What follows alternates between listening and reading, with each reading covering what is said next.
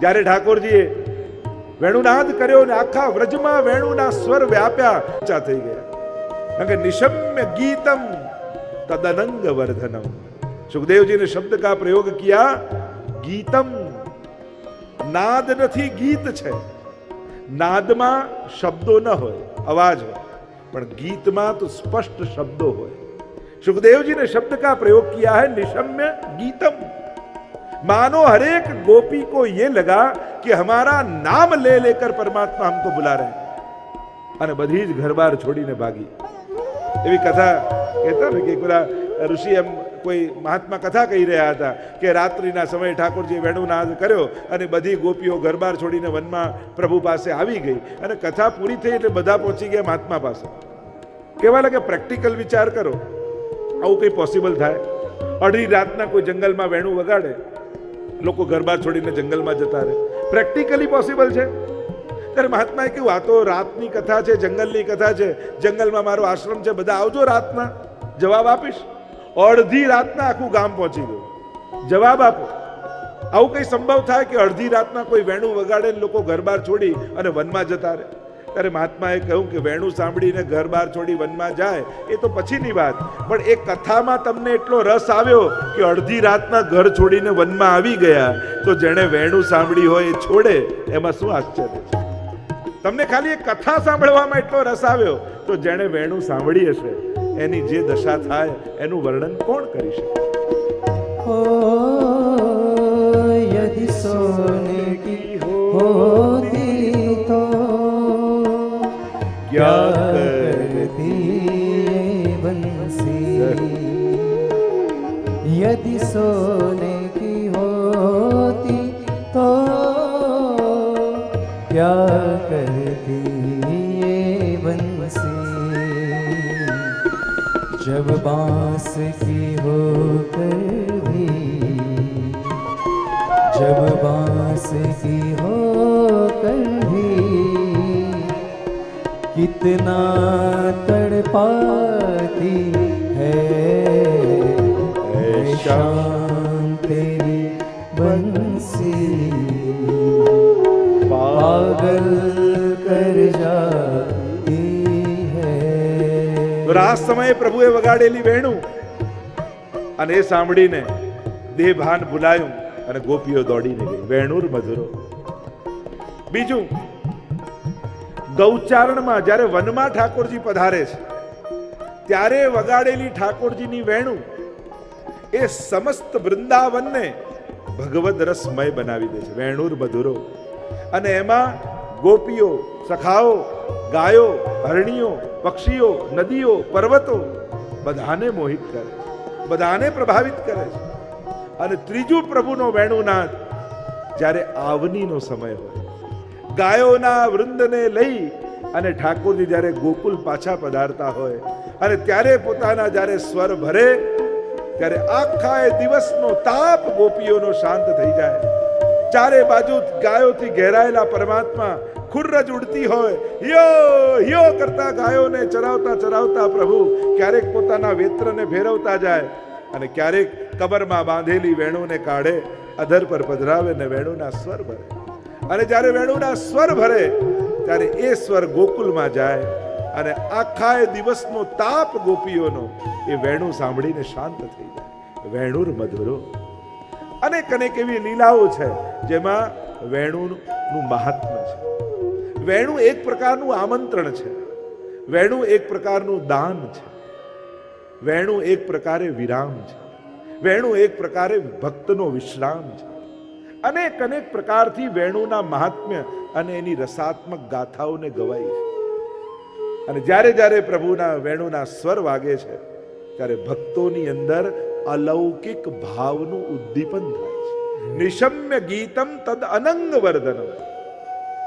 કૃષ્ણને મળવાની આકાંક્ષા જાગૃત થઈ જાય છે. જો એટલે જ આપણે ત્યાં ઠાકોરજી એ જ હોય, પણ આરતીનો સમય છે, ચલો દર્શન કરવા ચાલો, આરતીનો સમય છે, દર્શન કરવા ચાલો. કેમ? આરતીનું મહાત્મ્ય એ પણ ભક્તિ માર્ગમાં. આ તો પ્રેમનો માર્ગ છે. આ કઈ કેવલ પૂજાનો માર્ગ નથી કે એમાં પૂજનનું ફળ મળતું હોય, પણ એ આરતી સમયે ઠાકોરજીએ વેણું લીધી હોય છે. અને એ વેણું જ્યારે ઠાકોરજી નાદ કરતા હોય ત્યારે જેટલા લોકો દર્શન કરવા આવ્યા હોય એના ઉપર ઠાકોરજી પોતાના કૃપાના દાન કરતા હોય છે. અને એ દાનને કારણે ઠાકોરજીના ખાલી દર્શન કરવા અને વેણુ સાથે દર્શન કરવા એ બંનેમાં બહુ મોટો ફરક છે. એટલે જ્યારે પ્રભુએ હાથમાં વેણુ લીધી હોય ત્યારે જ્યારે દર્શન કરો છો ત્યારે નિશ્ચિત ઠાકોરજી પોતાના ભાવનું દાન કરે છે. એટલે કહ્યું વેણુર મધુરો, એમ કહીને મહાપ્રભુજી આગળ ગાન કરતા કહે વેણુર મધુરો રેણુર મધુર પાણીર મધુર પાદો મધુરો નૃત્યમ મધુરમ સખ્યમ મધુરમ મધુરાધિપતે અખિલમ મધુરમ મધુરાધિપતે અખિલમ મધુરમ મધુરાધિપતે અખિલમ મધુરમ. વેણુર મધુરો રેણુર મધુરા. પછી કહ્યું રેણુ મધુર. આપણને લાગે જડ અચેતન રેણુમાં કયું માધુર્ય હશે? માધુર્ય કોઈ ચેતનતામાં હોય તો ઠીક છે, પણ વેણુ પછી રેણુ આવ્યું, કારણ કે કૃષ્ણ તત્વનો આસ્વાદ કરવા માટે આ બંનેનું મહાત્મ્ય છે.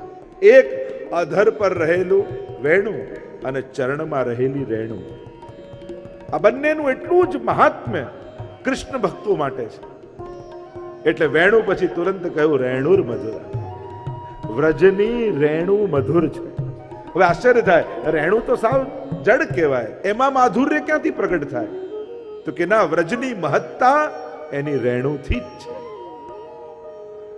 વ્રજ રજનું મહાત્મ્ય આપણે ત્યાં કહ્યું છે.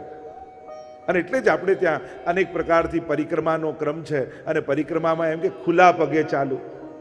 શેના માટે? આ તપનો માર્ગ તો છે નહીં, આ તો તાપનો માર્ગ છે. તપના માર્ગમાં પોતાની જાતને તકલીફ આપી, એને શ્રમ આપી અને સંયમ પ્રગટાવવાનો એક પ્રકાર હોય છે જ્યાં તપ હોય. પણ આ તાપના માર્ગમાં તો પ્રભુને મેળવવાની લાલસા જગાવવાની હોય. તો અહીંયા આવું ખુલ્લા પગે જવું ને ભોજન નહીં કરવું ને આમ ફરાળ કરે કે વ્રત કરે કે એવા બધા નિયમો શા માટે? તો કે પરિક્રમા કરતા આ પરિક્રમામાં જે રજ છે એ રજ સાધારણ નથી. જો આપણે ત્યાં વ્રજની મહત્તા રજથી છે અને વ્રજમાં આટલી રજો બિરાજમાન છે. તમને રજ કહું એટલે કેવલ ધૂળ જ ન માનતા, કેવલ ઠાકોરજીની ચરણ રજ નથી, પણ આટલી રજો વ્રજ રજમાં ભળેલી છે. એટલે કે રજના દ્વારા આટલા તત્વો વ્રજમાં ભૂમિમાં બિરાજમાન છે. સૌથી પહેલા ઠાકોરજીની ચરણ રજ. તમે એમ કહો કે આટલા હજારો વર્ષ પહેલા ઠાકોરજી અહીંયા ખુલ્લા ચરણારવિંદથી ચાલ્યા, એનું આજે શું? મેં પહેલા જ કહ્યું હતું, વ્રજમાં ભૂતકાળ નથી, સદા વર્તમાન છે. ચાલ્યા હતા એમ નહીં, આજે પણ નિત્ય ઠાકોરજી એ વ્રજની ભૂમિમાં ખુલ્લા ચરણારવિંદથી પરિભ્રમણ કરે છે. આજે પણ એ ગિરિરાજજીની તરેટી હોય, યમુનાજીનો તટ હોય કે વૃંદાવનમાં ગાયોને લઈને ઠાકોરજી પાછા પધારતા હોય, આજે પણ પ્રભુ ખુલ્લા ચરણારવિંદથી વ્રજની ભૂમિમાં પરિભ્રમણ કરે છે. જો આપણે ત્યાં એટલે જ એવી ભાવ કરવામાં આવે કે મહાપ્રભુજી ખુલ્લા ચરણારવિંદથી ભારત વર્ષમાં પધાર્યા. કોઈ કેમ? તો કે ઠાકોરજી વ્રજને તો પાવન કર્યું ને પછી તો પાદુકા ધારણ કરી લીધી. તો ભારતની અન્ય ભૂમિએ વિનંતી કરી કે પ્રભુ આપે વ્રજની ભૂમિને તો પાવન કરી, પણ અમને ક્યારે પાવન કરશો? ત્યારે કહ્યું, જ્યારે વલ્લભ સ્વરૂપે પધારીશ ત્યારે સમગ્ર ભારતની ભૂમિને પાવન કરીશ. અંગ બંગ કલિંગ કૈકટ મગધ માર સુર સિંધ તે તામસના અઘર્યા પરતાપ પદરજ ગંધ યા તીર્થ સકલ સનાત કીધા ચરણ રેણુ સમાજ. મહાપ્રભુજી જ્યાં જ્યાં પધાર્યા ભારતના સમસ્ત તીર્થોમાં પધાર્યા. તો કહ્યું કે મહાપ્રભુજીને તીર્થ કરવાની શું જરૂર છે? તો કે મહાપ્રભુજીને તીર્થની જરૂર નથી, પણ તીર્થોને મહાપ્રભુજીની જરૂર છે.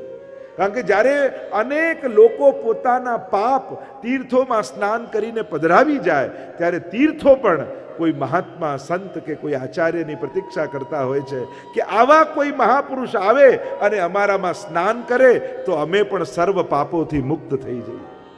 અને એટલા માટે તીર્થ સકલ સનાથ કીધા ચરણ રેણુ સમાજ. પોતાના ચરણોનો સ્પર્શ કરાવી એ રજને, એ તીર્થોને પણ સનાથ મહાપ્રભુજીએ કર્યા છે. અહીંયા ઠાકોરજીની ચરણ રજ આજે પણ વ્રજમાં બિરાજે છે. નિત્ય પ્રભુ આજે પણ પરિભ્રમણ કરે છે. બીજું, વ્રજની રજનું મહાત્મ્ય છે. બીજું મહાત્મ્ય છે ગોરજ. ત્યાં પ્રભુના ચરણોની રજ છે, બીજું ગાયોની ખુરરજ એમાં છે. નિત્ય ઠાકોરજી ગાયોને લઈને પધારે છે.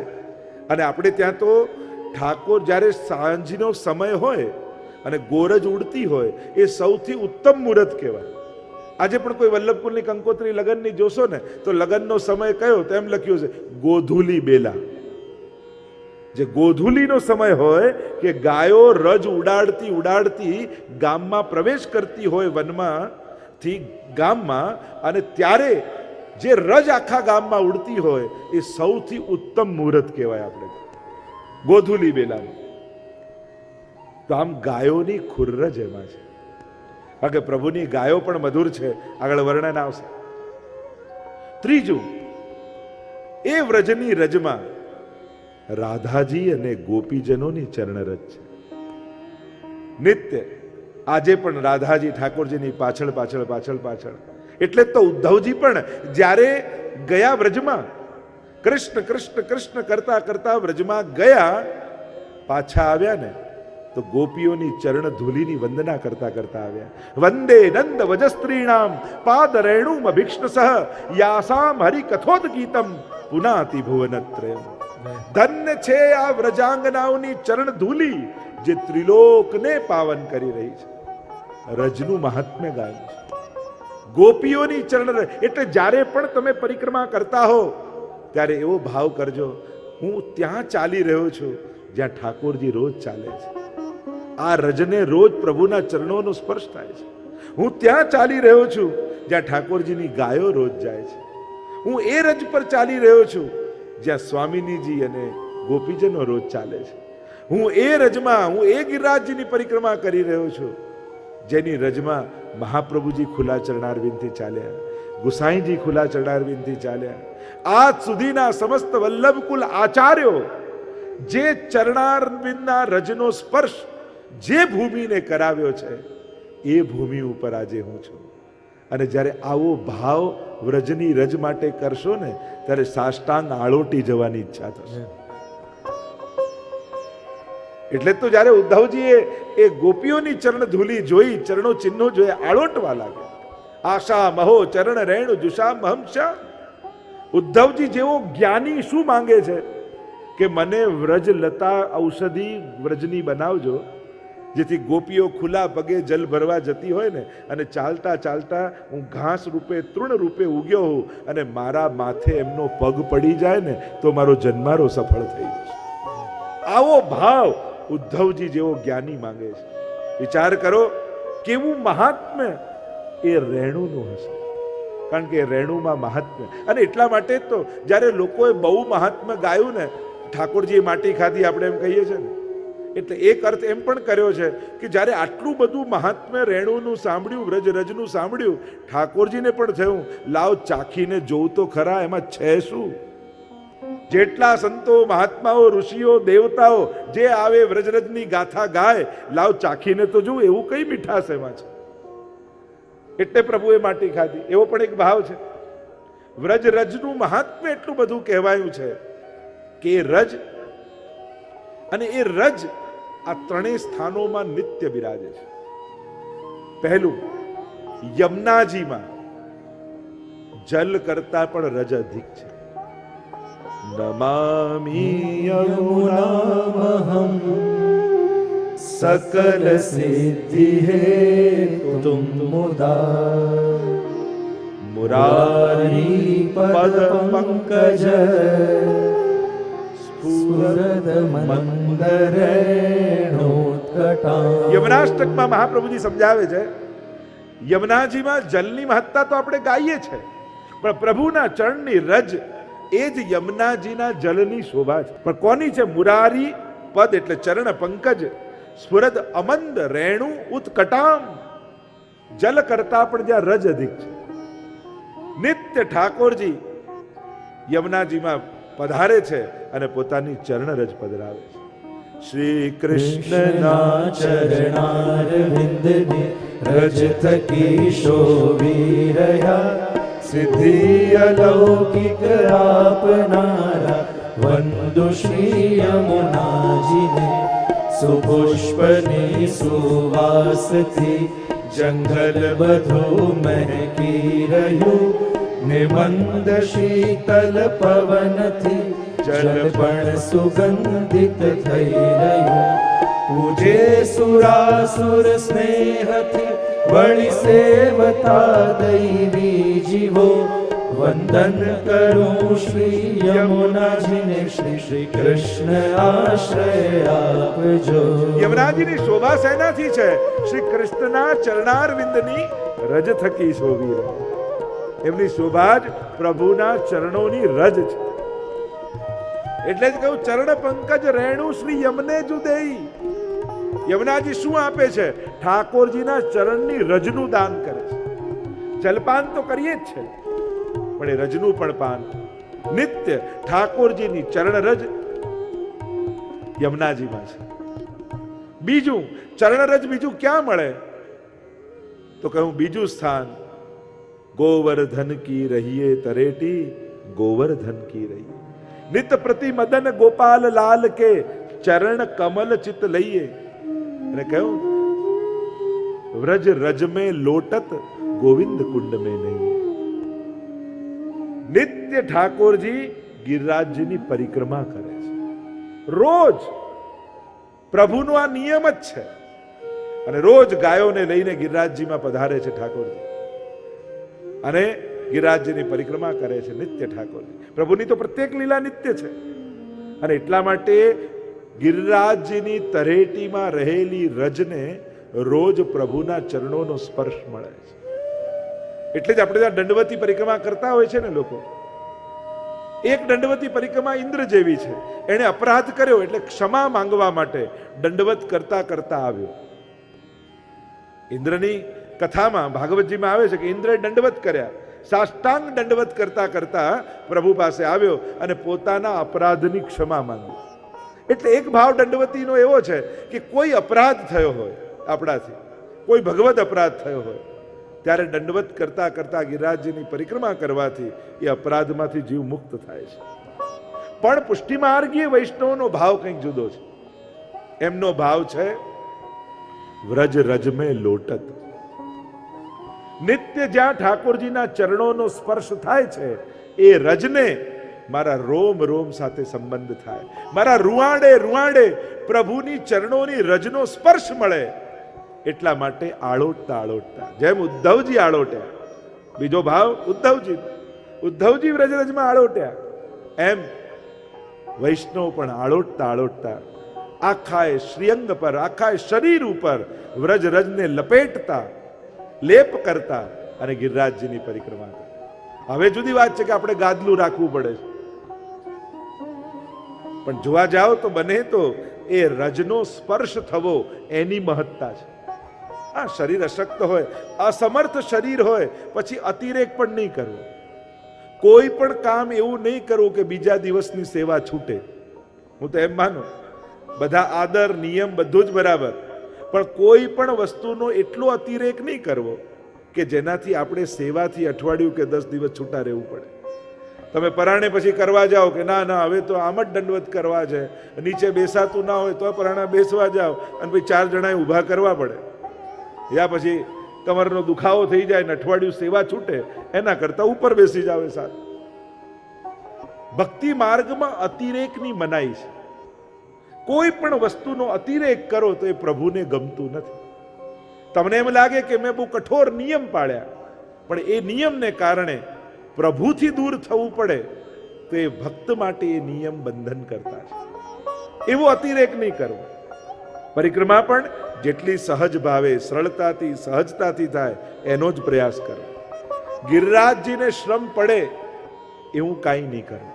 બને તો કોશિશ કરવી ગિરિરાજજીની તરેટી પર વાત નહીં કરવી, કોઈ લૌકિક વિચાર નહીં કરવા. પ્રયાસ એ કરવો કે મારું ચિત્ત હંમેશા ગિરિરાજજીમાં રહે, પ્રભુના નામનું સ્મરણ થયા કરે. અને એ રીતે જ્યારે ગિરિરાજજીની પરિક્રમા કરો ત્યારે ગિરિરાજજીના સાચા કૃપાના અધિકારી આપણે થઈએ. તો ગિરિરાજજીની તળેટીમાં જે રજ છે એ રેણુર મધુરો, એ મધુર છે. કારણ કે એક તો ચરણોનો સ્પર્શ થયો છે, બીજું આ તો અહર્નિશ લીલા છે, દિવસ અને રાત. રાત્રિના સમયે એ જ ગિરિરાજજીની કંદરામાં યુગલ સ્વરૂપની અખંડ લીલાઓ છે. દિવસની લીલા તળેટીમાં છે, રાત્રિની લીલા કંદરામાં છે. ગોવર્ધન ગિરી સઘન કંદરા, રૈન નિવાસ કિયો પિય પ્યારી. ઠાકોરજી અને સ્વામીજી રાસ કરતા કરતા ગિરિરાજ, કેમ કે રાસના 3 સ્થાન છે, યમુનાજી, ગિરિરાજજી અને વૃંદાવન. આ 3 સ્થાનોમાં અખંડ રાસ છે. એટલે ઠાકોરજી અને સ્વામીજી રાસ માટેની તૈયારી કરી રહ્યા છે. ઠાકોરજી સ્વામીજીના શૃંગાર કરે, સ્વામીજી ઠાકોરજીના શૃંગાર કરે, અને સમસ્ત શૃંગાર થયા બાદ કેસર અને કુમકુમ ભેગું કરી એને ઘોંટી અને એને ઠાકોરજીના અને ઠાકોરજી શ્રી સ્વામીજીના ચરણારવિંદમાં અને સ્વામીજી ઠાકોરજીના ચરણારવિંદમાં સુંદર ચિત્રકારી કરે અને ચરણારવિંદમાં લેપ કરે, અને એવા સુંદર લાલ ચરણારવિંદ લાગે. અને એ રીતે આખી રાત્રિ અનેકવિધ પ્રકારની લીલા થાય, અને સવારનો સમય થાય, આવત લાલ ગોવર્ધન ધારી. ઠાકોરજી અને સ્વામીજી જ્યારે એ કંદરામાંથી બહાર પધારે ત્યારે ગિરિરાજજીની તળેટીમાં કુમળું કુમળું લીલું લીલું ઘાસ ઉગ્યું હોય, અને એના ઉપરથી ચાલીને યુગલ સ્વરૂપ પધારે ત્યારે એમના કુમકુમ અને કેસર એ ઘાસ ઉપર લાગી જાય. અને ઉત્થાપનનો સમય થાય ત્યારે આ પુલિંદજીઓ, ભીલ કન્યાઓ જે ગિરિરાજજીની તળેટીમાં રહે છે, ઉત્થાપન ભોગ એમના ભાવથી આવે. એ લોકો બપોરના સમયે જ્યારે પ્રભુ પહોંચી ગયા હોય ત્યારે કંદમૂળ આદિ શોધવા નીકળે. શોધે, ફલાદી લાવે, સમારે, છાબમાં તૈયાર કરે, અને ઠાકોરજીને ઉત્થાપન સમય થાય ત્યારે છાબમાં એ ફલફૂલ ઠાકોરજીને ધરે. આજે પણ આપણા સેવાક્રમમાં એટલે ફલ આવે એ પુલિંદજીઓના ભાવથી. અને આ પુલિંદજીઓ જ્યારે કંદમૂળ શોધવા નીકળી હોય ગિરિરાજજીની તળેટીમાં ત્યારે લીલા લીલા ઘાસ ઉપર લાલ લાલ કુમકુમ અને કેસર દેખાય, અને એ કેસર ભેગું કરવા લાગે. અને ભેગું કરતા કરતા ભેગું થાય, કારણ કે આ સાધારણ નથી, આ રાસની પ્રસાદી છે.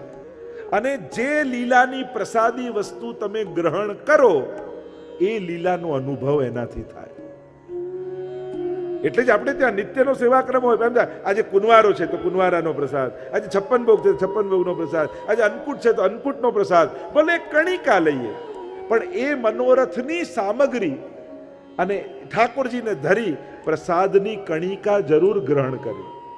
કારણ એ મનોરથના આવેશ સાથે ઠાકોરજી એ સામગ્રી આરોગ્યા છે, તો એ સમયનો જે આવેશ છે એની પ્રસાદી આ છે. અને એ પ્રસાદ જ્યારે તમે ગ્રહણ કરો છો ત્યારે એ લીલાનો રસાનુભવ તમને થાય છે. એવો ભાવ આપણે ત્યાં છે. એટલા માટે અહીંયા આ કુમકુમ અને કેસર જે રાસના પ્રસાદી છે, સ્વયં સ્વામીજીના પ્રસાદી છે, અને રાસમાં સર્વોચ્ચ આનંદ કોઈને થતો હોય તો સ્વામીજીને થાય છે, રાધાજીને થાય છે. અને આ પુલિંદજીઓ જ્યારે એ કુમકુમ અને કેસર પોતાના હૃદયમાં લગાડે છે તો રાસ સમયે જે સ્વામીજીને આનંદ અનુભવ થાય છે એ જ આનંદ આ પુલિંદજીઓને થઈ જાય છે. પૂર્ણા પુલિંદે ઉરુગાય પદાબ્જ રાગે. ત્યાં વેણુ ગીતમાં વર્ણન આવ્યું, એમને પૂર્ણ કયા પુલિંદજીઓને, આ ભીલ કન્યાઓને. તો કે પૂર્ણ તો સ્વામીજી છે, પછી આમને પૂર્ણ કેમ કયા? કહ્યું કે એમણે સ્વામીજી જેવો આનંદ માણ્યો છે. કારણ કે આ ગિરિરાજજીની તળેટીમાં રહેલી રેણુર મધુર એ માધુર્ય જે ઠાકોરજી અને સ્વામીજી આખી રાત્રિ પ્રગટાવ્યો હતો એ આ રજને સ્પર્શ થયો.